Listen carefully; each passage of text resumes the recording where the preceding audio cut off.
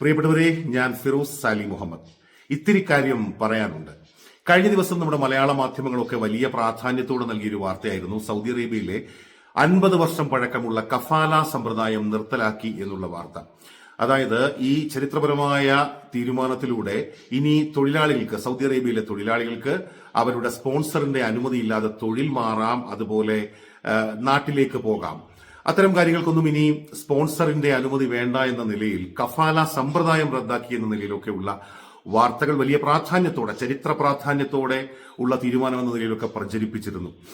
ടിക്ടോക്കിലും പല സുഹൃത്തുക്കളും അത്തരം വീഡിയോകൾ ചെയ്യുന്നത് ശ്രദ്ധയിൽപ്പെട്ടു. പക്ഷേ ആ വാർത്ത ശരിയാണ്, ആ വാർത്ത തെറ്റാണ് എന്നുള്ള വിവരമാണ് നമുക്ക് ലഭിക്കുന്നത്. പ്രത്യേകിച്ചും ഈ വാർത്തയുമായി ബന്ധപ്പെട്ട് ഇങ്ങനെ ഒരു വാർത്ത നമുക്ക് സൗദിയിലെ ഒരു മാധ്യമത്തിലും കാണാൻ കഴിയുന്നില്ല. സൗദി മാധ്യമങ്ങളൊന്നും തന്നെ ഇത്തരത്തിലൊരു വാർത്ത പുറത്തുവിട്ടിട്ടില്ല.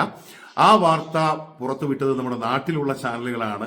ചില ഇംഗ്ലീഷ് ചാനലുകളും ആ വാർത്ത റിപ്പോർട്ട് ചെയ്തിരുന്നെന്ന് പറയുന്നു. മലയാളം ചാനലുകളൊക്കെ, പ്രധാനപ്പെട്ട മലയാളം ചാനലുകളൊക്കെ ഈ വാർത്ത ഏറ്റെടുത്തുകൊണ്ട് വലിയ പ്രാധാന്യത്തോടെ നൽകി. അപ്പൊ സ്വാഭാവികമായിട്ടും പൊതുസമൂഹത്തിനിടയിൽ ഉണ്ടാകുന്ന ഇതുമായി ബന്ധപ്പെട്ട ഒരു അവ്യക്തതയുണ്ട്, ആശയക്കുഴപ്പമുണ്ട്.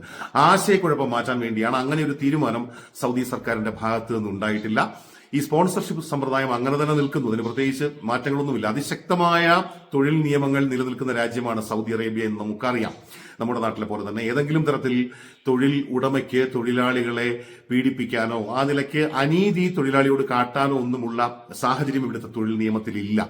കൃത്യമായ വ്യവസ്ഥകളുണ്ട്. ഇപ്പൊ ശമ്പളം കിട്ടിയില്ല എങ്കിൽ പോലും അതുമായി ബന്ധപ്പെട്ട് ഫോറങ്ങളെ സമീപിക്കാൻ, നിയമപരമായി നീങ്ങാനൊക്കെയുള്ള കൃത്യമായ തൊഴിൽ നിയമങ്ങൾ, അത് തൊഴിലാളിക്കും തൊഴിൽ ഉടമയ്ക്കും ഒരുപോലെ ഉത്തരവാദിത്വം നൽകുന്ന തൊഴിൽ നിയമങ്ങൾ സൗദി അറേബ്യയിൽ നിലവിലുണ്ട്. അപ്പോൾ ഇപ്പോൾ പുറത്തു വന്ന ഈ വാർത്ത എന്ന് പറയുന്നത് തികച്ചും തെറ്റാണ്, ഫേക്ക് ന്യൂസ് ആണ്.